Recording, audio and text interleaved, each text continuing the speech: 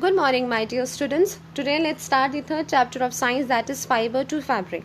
Now, in this chapter, you will learn how a fiber is converted into a fabric or a cloth piece. So, here on the first page, you can see a picture is given where the lady doctor, she is telling the girl that we have to wear different clothes depending on different seasons.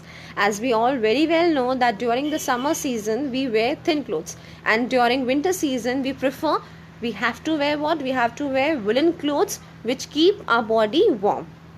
So in this picture you can see the girl, she is facing a problem. She has rashes all over the body, and the lady doctor, she tells that girl that because of the fabric, because of the clothes you are wearing, it has affected your skin. So here we can assume, here we can understand that we have to wear different clothes depending on different seasons. We have to change our clothes according to the weather, season, and even climate also. So here in this chapter will help you to understand more about these 4 points which are listed in the box. Here you will understand, you can differentiate between different kinds of fibers, for example natural fibers or artificial fibers. Here this chapter will describe about different kinds of natural and artificial fiber. Yes, we have just now discussed about it. And explain the process involved in making fabric from fiber, how a fabric is prepared from fiber, from very thin patle dhagos se, how we are preparing the cloth piece, you will learn in this chapter. Describe the history and importance of clothing. They will describe you the history and what is the importance of clothing in one's life. You all very well know, if you do not protect our body, what will happen? Because what will happen, we will be exposed to extreme conditions of the climate, and it will affect our health as well as the skin also. So these are the points which you will cover in this chapter. First of all, different kinds of fibers, different kinds of natural and artificial fibers, and process involved in making fabric from fiber, and history and importance of clothing. So let's come to the next page. Let's move to the next page and let's see the first paragraph. They are discussing about the necessity of lives. What are the necessities? What are the main requirements for survival? We know food, clothes and shelter. Food, very important, which we eat and fill our stomach. Clothes, by which we are covering, and shelter. We need a protected place where we can sleep and we can relax for. Clothing has been one of the prime necessities of human lives in ancient times. Now we all know that we need cloth in order to cover our body. Okay, and we wear different types of clothes in different seasons. For example, I told you right now, in summer we prefer cotton clothes. We prefer cotton clothes, and during winter we wear jackets, okay, woolen clothes that keep our body warm. People from different countries and regions wear clothes made up of different materials. Now these clothes are made up of different materials. You must have heard in the market cotton cloth, silk cloth, and there are wide varieties of cloth which are available in the market. So do you think the use of cloth is limited to clothing only? No, we know that cloth is also used for making curtains, for bed sheets, okay, for covers, blankets, and there are many other uses of cloth. Are all the different third last line, are all the different clothing materials of same time? Do you wonder from where different types of clothing materials come? Now everyone must be wondering, or you must have questioned yourself, that from where is this cloth coming? Is it coming ready-made from the plant, or how we are making it? What is the process involved? What are the materials required? You will be learning in detail in this chapter. So first, let's understand what are fibers. All types of clothes are made up of fibers. You must have seen when you are trying to pass a thread to the needle, what happens? Sometimes it gets divided into thin hair-like structures. Now, what are those thin hair-like structures? They are known as the fibers. So if you see, a thread is further made up of very thin hair-like structures which are called fibers. So let's come down and do activity 1. In activity 1, they'll make you understand the basic structure of a fabric. For this, you need to have a cotton cloth. So for this, you need to have a piece of cotton cloth, and they're asking you to find a loose thread from the edges of the cloth. You must have seen there are cloth pieces from which threads are coming. So they are asking you to take out a thread from that cloth piece, as you can see in figure A also. And second point, now use a needle or your nails and try to brush the tips of the thread. When you are brushing the tip of that thread, you will see that it gets further divided into thin hair-like structures. You can see on observation they have written the same thing, that thin hair-like structures are seen from the thread. Now it is understood, it is very well understood from here that those thin hair-like structures are called the fibers. Next part of the same page. In activity 1, the thread that you took out from the fabric is called a yarn. Mechanically processed and spun fibers are called yarns. Now this is the meaning of yarns. Mechanically processed and spun fibers are called yarn. Mechanically, that means you have to make it a finished product using machines. What did you observe when you brushed the end of the yarn? You saw what? You saw that it was further, it can be further divided into, you can split it into hair-like structures, and these thin hair-like structures are called what? Fibers. Many fibers form a fabric, form a cloth. Therefore, we can say that fiber is a fine hair-like strand and is a basic unit of textile from which we make yarn and then the fabric. So first you need to have fibers. Now these fibers can be artificial or natural, and then it is converted into yarn. Okay, and then a fabric is made, then a cloth piece is made. So if you want to see what is a yarn, so if you just take out a piece of thread from your cloth piece, that is a yarn, and that yarn is made up of further very small thin hair like structures, that is called fibers, that are called what? Fibers. Different fabrics are made up of different fibers. Now this boy is asking a question, where do these fibers come from? Now the lady is telling what? There are different sources of fibers. Let us study about types of fibers. Now the next topic is what? Types of fibers. Based on the different sources from where we get fibers, it can be classified into main two categories. Okay, so now first category is the natural fibers, and we can very well understand from the name that natural fibers we are getting naturally. It can be obtained from the nature. And artificial fibers are the one which are processed, which are made by the human beings. Fibers can be obtained from plants and animals both. Fibers from animal sources include silk, wool and mohair, and from plant sources are what? Cotton, jute and coconut, which we have already done in SST and science. Cellulose is the main component of plant fibers which are used in manufacturing of paper and cloth. Now in the last chapter I told you what is cellulose. Cellulose is found in the cell wall of a plant cell, and it is a very hard structure, and it is made up of more than 1,000 molecules. When they combine together, then what is formed? Cellulose is formed. So it is a hard structure in terms of plant, and it is used in manufacturing of paper and cloth. So here you can see they have given pictures of flax fiber, coconut fiber and jute fiber. Plant fibers. Plant fibers, natural fibers, can be classified into different categories based on the part of the plant they are derived from. Now as we are discussing about plant fibers, you will see that different parts of the plant, they provide different kinds of different types of fibers. So they are classified on the basis of the part of the plant from which they are obtained or derived. Seed fibers. These fibers are collected from the seeds or seed cases of plants such as cotton and kapok. Now seed cases mean the seed coverings of the plants. Leaf fibers, these are obtained from the leaves of the plants. So fibers obtained from the leaves of the plants are known as leaf fibers. For example, sisal and agave. Bast fibers or skin fibers. Now these fibers are collected from the skin or bast fibers, that is inert bark of the trunk surrounding the stem of a plant source. They have higher tensile strength. Now tensile strength means what? They can be stretched. As you can stretch a rubber band, same way you can stretch these fibers also. Therefore these fibers are mostly used for packaging. Some examples are flax, jute, kenaf. Industrial examples you can see vine fibers, banana fibers. So these are the examples of bast fibers or skin fibers. Now fruit fibers, they are collected from the fruits of the plants such as coconut fiber or you can say. Stalk fibers, these fibers are actually the stalk of the plants. They can be obtained from the strands of the wheat, rice, barley and other crops including bamboo and grass also. Tree wood is an example of the stalk fiber. Now here you have to learn the examples plus the names of the different kinds of plants fibers. Now fun fact, hemp fibers are mainly used for making ropes and aerofoils because of their high suppleness. Suppleness means that they can be bent and resistance within an aggressive environment. These can bear the effects of the harsh environment. Hemp fibers are currently used by the heating and sanitary industries to make seals.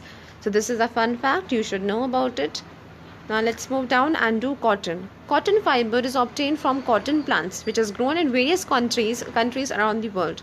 It's a crop that requires adequate moisture, that is water, vapor, and heat to mature and produce good quality fibers. Cotton is grown in warmer climates, in warmer regions, and that too in black soil. In India, cotton is grown in Gujarat, Maharashtra, Andhra Pradesh, Punjab, Haryana. There are so many places where you can find cotton in India. Cotton plants bear fruits about the size of a lemon called cotton balls. These balls are full of seeds and cotton fibers. They burst open when they are ripe. The cotton fibers are collected by hand from the ripe cotton balls.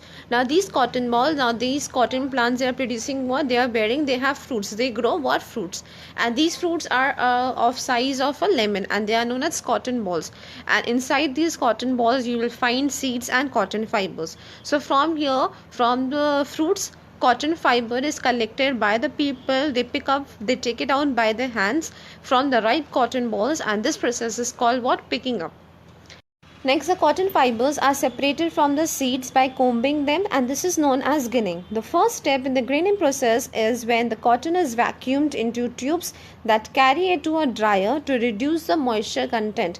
Now this cotton fiber which is collected from the plant, it contains some moisture in it. It has moisture. So then they are passed, after taking out the fibers from the plant, they are passed through tubes which has a dryer and which reduces the moisture content of the fibers, cotton fiber. This improves the fiber quality.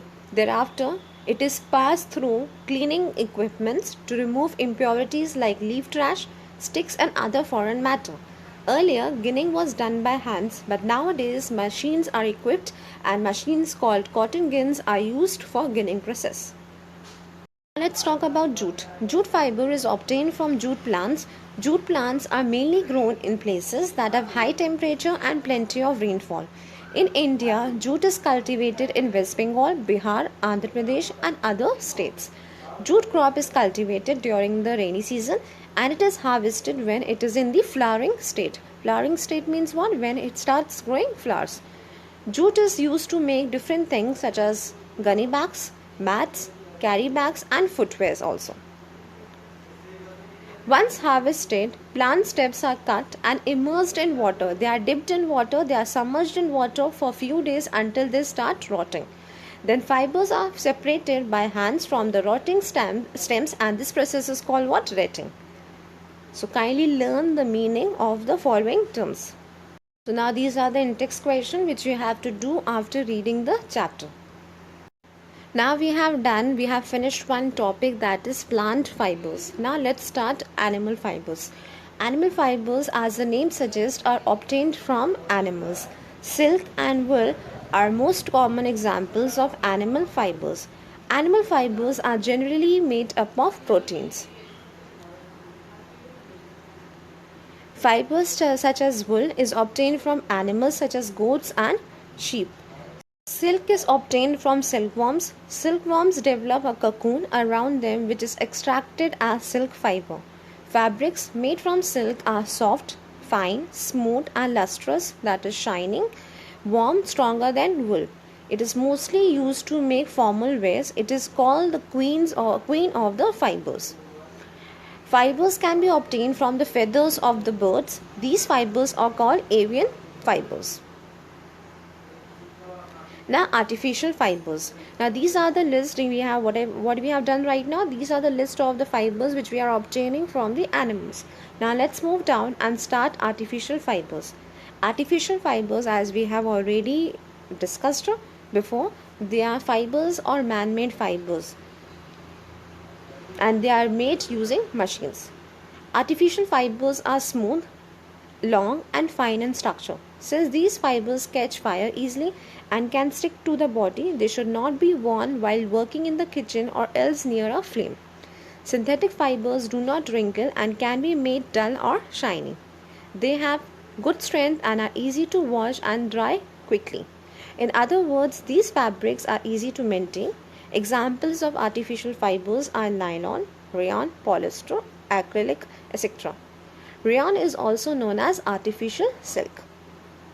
So these are the various examples of the artificial fibers which are man-made. People are putting hard work and making it, and artificial fibers are in fact smooth, long and fine in structure. We'll talk about the process how a fiber is converted into a fabric. The first process is what? Spinning. The obtained fibers which we are obtaining either from plants or animals are cleaned and spun into yarn. It is a process by which a group of fibers is pulled, drawn and twisted together to make a yarn, in which you are twisting, in which you are stretching and making fibers, you are converting them into a yarn. Jute, cotton, silk and other fibers are spun to convert them into a yarn. Do you remember Mahatma Gandhi and his charkha? You must be remembering. He promoted charkha during India's freedom struggle as a symbol of self-reliance and a means of livelihood. Fabrics like khadi are made by spinning yarn on hand-operated devices which work by hand. You have to operate them using your physical energy through hands, like charkhas and takli. Spinning of yarn is done on large scale with the help of machines. After spinning, the yarns are woven into fabric. Once the yarns are prepared, then they are converted into cloth. You can see pictures are given. Yarn to fabric. Now we will do the conversion, how the yarn is converted into a fabric. Whatever fibers we are obtaining from the plants, they are converted into yarn. Now yarn to fabric. Fabric is a pliable, strong sheet made from yarns. Pliable, that means it can be bent easily. For the conversion of yarn to fabric, two main processes are involved. We have to pass the yarn through two processes, weaving and knitting. Now what is the weaving process? Weaving is the process of arranging two sets of yarns together to make a fabric. Fabrics are woven on looms. Now looms can be of two kinds, hand loom, and from the name itself it suggests that hand looms which are working, which people are operating through hands, by their hands, okay, and power looms, that means what? Looms which are working on electricity. Fourth line, a hand loom is a loom that is used to weave cloth without using any electricity, whereas power loom is a loom which is operated mechanically using electricity. Knitting. Knitting is a process that makes use of a single yarn to make a piece of fabric. Like you must have seen your grandmother or your mother knitting a sweater for you. Have you noticed that when you pull a yarn from a woolen cloth, if you are taking out a yarn, if by chance a yarn comes out from the woolen cloth, that is a sweater, the entire fabric gets unraveled. It happens because a woolen garment is made by knitting wool yarn. Knitting can be done by also hands or on machines. It can be it can be done through physical activity, it can be done using machines as well. So to understand the procedure of knitting, you can consult, you can ask your mothers, they can tell you very well. And here a picture is given. I am sure everyone is aware of what is a knitting process. Now next page we have an activity which we will not do. Now there are in text question, define natural and artificial fibers, name the main component present in the plant fiber, state an example of fruit fiber, mention the products obtained from it. So your homework is what? You have to read the chapter and you have to write the in-text answers in the book itself. Now next column of the same page, fourth question, what is the main component of animal fiber? Name two sources from which animal fibers are obtained. Clearly, very clearly the answers are given in the book. It is history of clothing. The wearing of clothes is specifically a human characteristic, and most human societies wear some form of clothing. Yes, people wear clothes according to their tradition and culture. There is no information about when we started using clothes, but there are ideas why. Scientists think that animal skins, we all know, we have learned early human life, early men, and we know that animal skin was used by the people earlier to cover their body. Other idea is that clothing may have been invented first for other purposes. Now scientists think that cloth was first discovered for other purposes such as magic, decoration and prestige, then later found to be practical as a means of protection. Clothing and textiles have been important in human history and reflect the materials available to our civilization. Now, if we are living in a place where cotton is grown, then you will find that those people will use more of cotton cloth. So they are saying that clothing depends upon the availability of the resources. If I am living in an area where cotton plant is grown or where jute crop is cultivated, so that area people will wear that particular cloth more. In the beginning of civilization, people used bark, leaves, and animal fur as clothes. When people settled down as farmers, they used woven vines and animal fleece as clothes. Animal fleece is the furry covering of the sheep and the goats. In the next stage, flax and cotton were woven into clothes. During those times, people just draped the fabric to cover themselves. People started wearing stitched clothes only when needle was invented. Even today, you will see some people wearing unstitched garments like turbans, saris, and dhotis, according to their culture. So this way, we come to the end of the chapter. So we have completed the third chapter as well. So kindly, the holiday homework is you have to read all 3 chapters, learn the question answers, learn the exercises, and be prepared for your test. Thank you.